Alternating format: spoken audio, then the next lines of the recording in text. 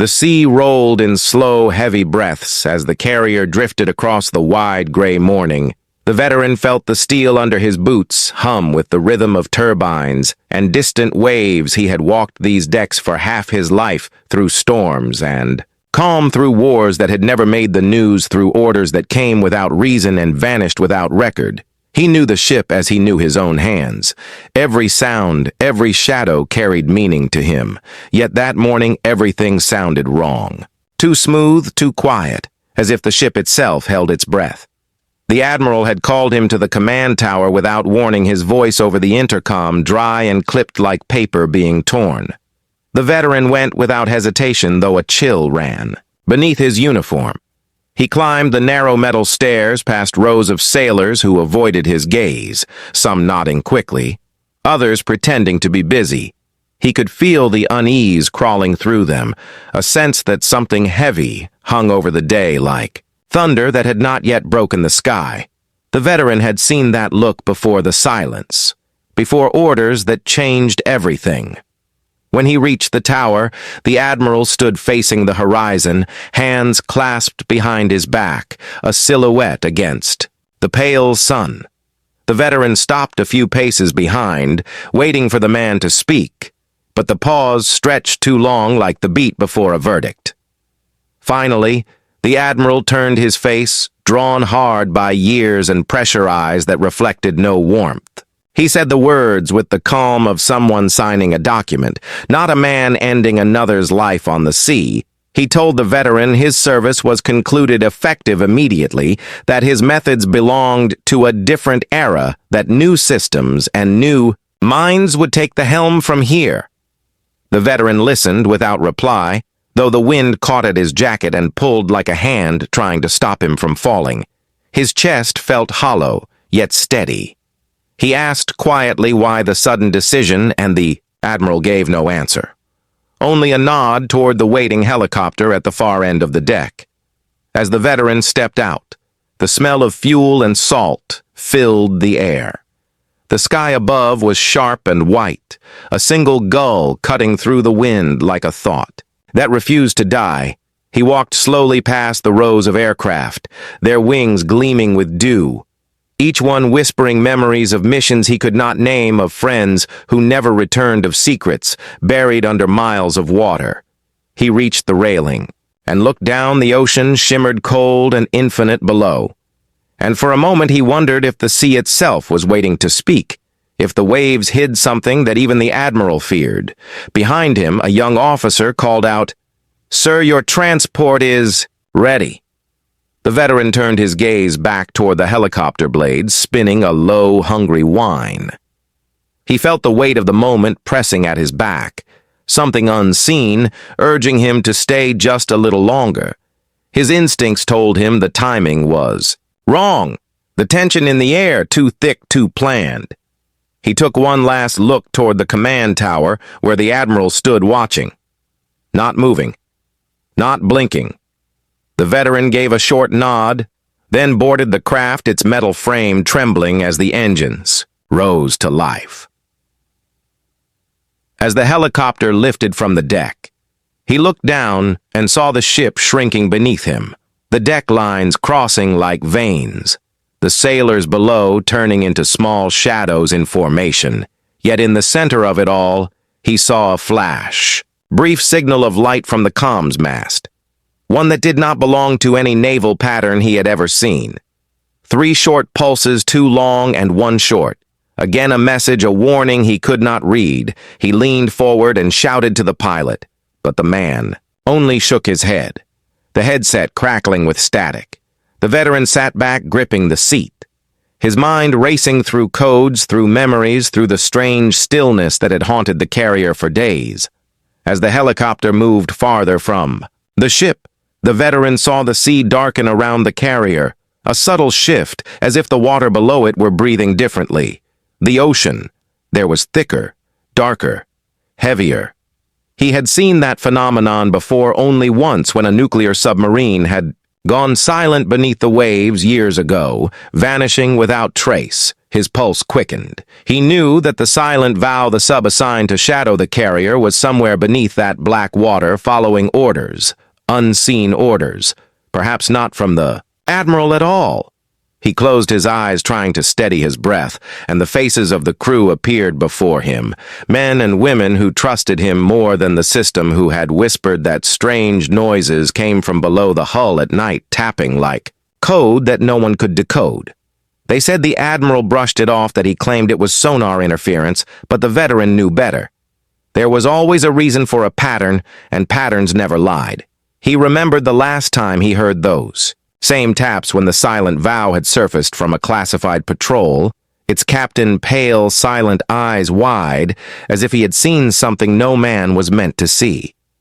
The helicopter reached the mainland hours later, but the veteran could not shake the feeling that he had left something undone, something watching from beneath the water.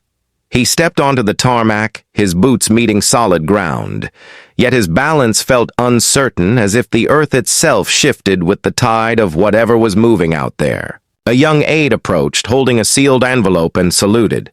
"Sir, these are your reassignment papers," he said. The veteran opened the envelope. Inside was a single sheet with no text, only a stamp and a number 1 that matched the frequency of the last signal he had intercepted from the silent vow months ago. He looked up, but the aide had already turned away, walking briskly toward the hangars. The veteran went to the nearest communications post, requesting clearance to contact the carrier.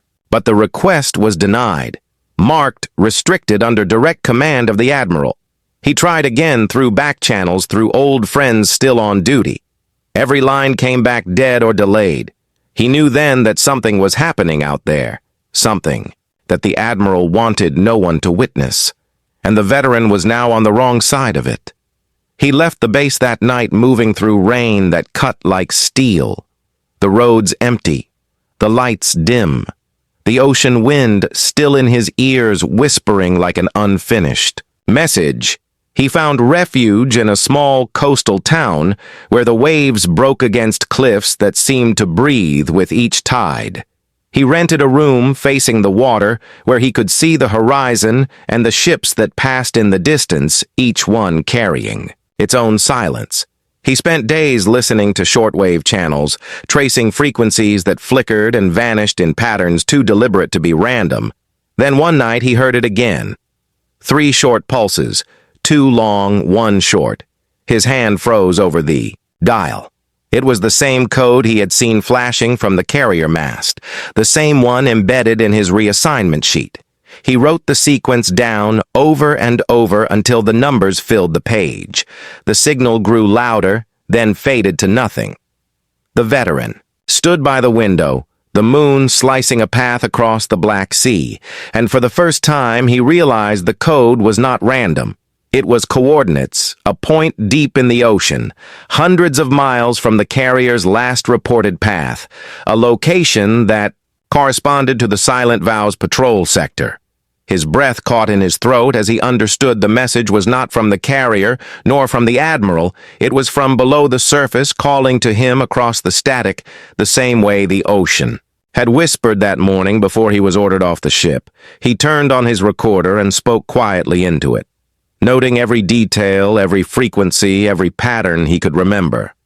Then he packed a single duffel bag, his old service jacket folded at the top, and left the room before dawn. He drove toward the port where he knew he could find an old contact, a man with a boat and no questions. By the time the sun rose, the veteran was already moving across the water, the town shrinking behind him. His eyes fixed on the horizon, where the clouds thickened and the waves rolled heavier with each mile ahead. Somewhere in that vast silence, something waited, and he could no longer tell if it was calling for help or warning him away. Far beneath, the restless ocean, the nuclear submarine. Silent Vow drifted like a shadow in the dark, its hull sliding through black waters that pressed in from all sides. The crew moved in hushed rhythm, eyes flicking to screens that glowed with green light. The captain sat in the command chair, his hands folded, his face unreadable. The silence was heavy, but inside his mind the veteran's voice still echoed words spoken years before about instincts, about knowing when the sea itself was trying to speak. He had been given strict orders from the Admiral to maintain distance from the carrier and prepare for immediate withdrawal, but the orders made no sense, not with the readings they had received, not with the strange low hum that vibrated through the metal like a heartbeat. The captain had served under the veteran once long ago during a mission no one was supposed to remember. A mission that ended with a wrecked vessel and a classified silence. He owed the man more than duty. So when the Admiral's encrypted transmission arrived with its cold precision and its immediate threat of reprisal for any deviation, the captain hesitated. The silent vow was built to obey, but the sea did not care for rules, and neither did he. He told his officers to keep the channel open to the carrier under the pretense of system calibration. They complied without question. Though tension coiled through the narrow corridors, every sailor could feel it. The strange heaviness of water pressing harder as though something vast moved outside. In the sonar room, Lieutenant Vega adjusted the dial's, eyes locked on the glowing line that flickered across the screen. She whispered, "Sir, I have movement to the north, depth 400. Meters speed slow, but irregular. Not mechanical, not biological either." The captain moved behind her. Watching the trace, the line pulsed faintly like a heartbeat, matching the vibration that ran through the ship. The Admiral's orders said nothing. About this, he knew the carrier should have been above them, only a few miles away. But the radar sweep showed emptiness, nothing but cold water and silence. He leaned toward the intercom and ordered a coded ping. The sound rippled outward, a pulse of energy slicing through the dark. Seconds passed. Then an echo returned. Faint, distorted, it carried an anomaly like interference or a voice buried beneath static. Vega frowned. "Sir, that's not an echo. It's a transmission repeated 3 short pulses. 2 long, 1 short." Again, the captain froze. That sequence was not naval. It was the veteran's private field code used only once during an operation years ago. A signal that meant one thing: imminent threat from within. He told Vega to isolate the frequency and replay it. The sound filled the room, a low vibration layered with something else like metal grinding against bone. The crew exchanged nervous glances. The captain's mind raced. If the veteran had sent that code, it meant he had uncovered something deep enough to silence him, and now it was echoing from below the carrier's last known position. He ordered the silent vow to change course and descend, ignoring the protocol alarms that flashed across his console. The submarine tilted downward into the abyss where light dissolved into ink as they went deeper. The hum grew stronger. The walls groaned with pressure, and whispers of static bled through the comms lines. Voices half-formed, repeating fragments of words that none could fully understand. At 2,000 feet, the sonar flared red. Vega shouted, "Contact dead ahead." But there was nothing visible on the external cameras, only water and drifting sediment. The captain ordered lights on the beams, cut through darkness, revealing a vast shape ahead, larger than any submarine. Larger even than the carrier, it was motionless, suspended in the water. Its surface smooth and metallic, but scarred as though burned by impossible heat. The crew stared in silence until the captain whispered, "Magnify the image," and there it was, the insignia of their own navy etched across the twisted metal. The wreckage was the lower hull of the carrier they had been ordered to shadow. Gasps filled the cabin. The captain's heart hammered. He checked the timestamps. The carrier could not have sunk. Not yet. It was still transmitting an hour ago. The Admiral had reported it on surface patrol, but the wreck before them was unmistakable, even down to the number on its stern. Somehow the ship existed twice, once above and once below, as if time itself had folded. The captain felt the chill crawl down his spine. He turned to Vega and said, "Log everything and prepare a buoy transmission." Then the lights flickered, the hum deepened, and the communications array went dead. For a moment, all they could hear was the low creak of metal and the distant echo of tapping from outside the hull. 3 short, 2 long, 1 short, the same pattern again, the same voice calling through the dark. Vega whispered, "It's like someone is out there trying to talk to us." The captain ordered external cameras to full rotation. The images flickered, static waves. Then briefly the outline of a figure appeared outside the glass. Impossible at that depth, a shape in a naval suit, drifting just beyond the floodlights, its face hidden. The captain stepped closer, unable to look away as the shape lifted a hand and pointed upward toward the surface. Before anyone could react, the sub jolted violently, systems flaring red as a shock wave rolled through the hull. The pressure gauges screamed. The silent vow spun hard to starboard, scraping something massive outside. Then everything went black when power returned. Seconds later, the screens were blank, and Vega was on the floor, blood trickling from her temple. The captain shouted for status reports. Engines still functional, steering limited, communications offline.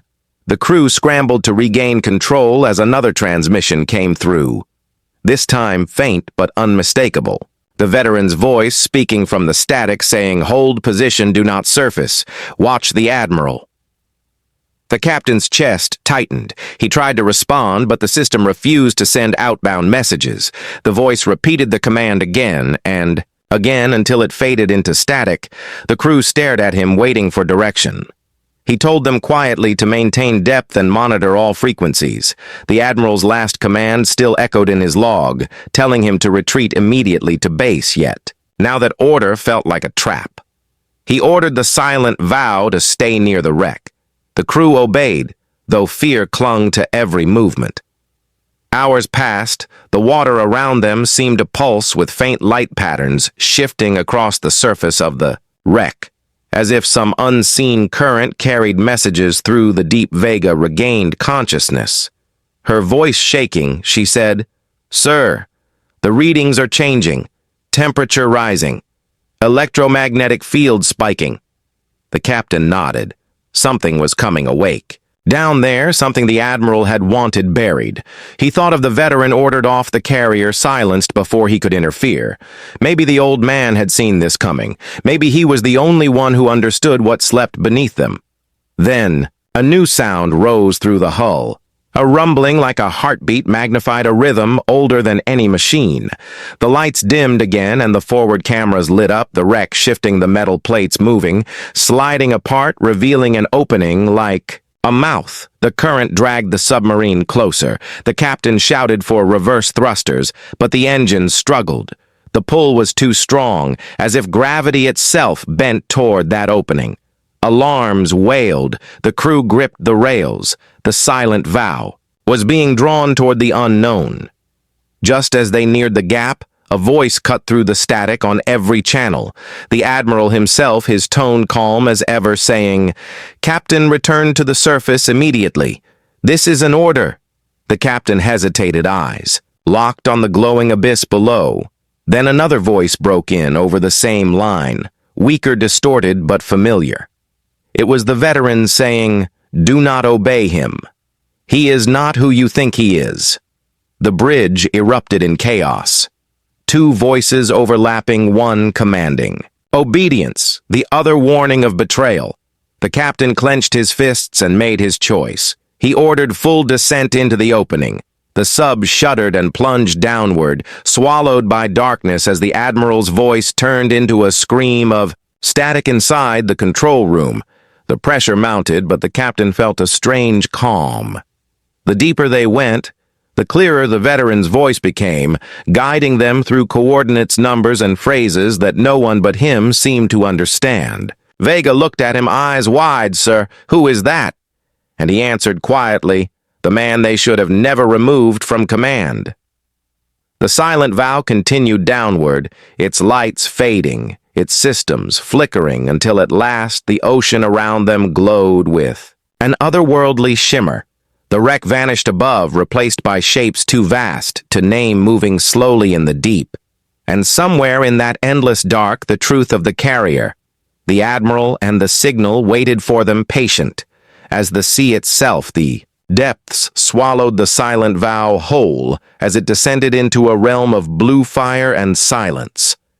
The crew, frozen by what they saw through the glass shapes, like shadows of ships drifting upside down their outlines, glowing faintly with energy that pulsed. Like veins of the earth, the captain gripped the console, his breath slow, his voice steady, though the metal beneath his hands throbbed with heat. Vega whispered, "Sir, are we still in the ocean?" And the question hung unanswered because the pressure had vanished, the instruments spinning wildly as if the laws of the world had stopped working. The captain heard the veteran again, faint at first, then rising through the static saying, "You are inside the breach." They tried to contain it, but the carrier fell into it before they could seal it. The crew listened, the voice filling the submarine like a heartbeat. The captain asked, "What breach? What are we seeing?" But only fragments came back. A failed experiment, a reactor built to power an underwater defense grid, something that twisted under stress and tore the fabric of its own energy field, creating a fold between depths. The Admiral knew the carrier was sinking into it. That is why he silenced everyone. That is why he sent the veteran away. Before the truth surfaced, the captain felt the blood drain from his face as the pieces connected. The carrier had not sunk. It had been consumed, pulled into a space between reality and reflection. Vega's screen flashed again, and a figure appeared. In the glow outside, drifting close to the hull, it was the veteran in full uniform, eyes calm, unmoving, as if carved from the dark. The crew gasped, but the captain only whispered, "Sir, we received your signal. What do we do now?" The figure raised a hand and pointed forward toward a vast structure rising from the glow, like a mountain of glass inside it. They could see forms like corridors, engines, lights, the ghost of the carrier itself, suspended within the fold. Vega cried out, "It's alive! The ship is alive!" And the words hung heavy, because somewhere beyond that light they heard faint voices, the echo of the carrier's crew still calling for help, still running their routines as if unaware of the years that had passed. The captain felt a shiver. Crawl down his spine, he understood now that the Admiral was trying to hide this place, bury it under secrecy to keep the breach from spreading. He had sacrificed ships and men to maintain the illusion of control, but the breach was growing each pulse a heartbeat stronger than before. If it reached the surface, it would consume everything between sea and sky. The veteran's voice came again, softer now, saying, "You must end it before he uses it, before he turns it into a weapon."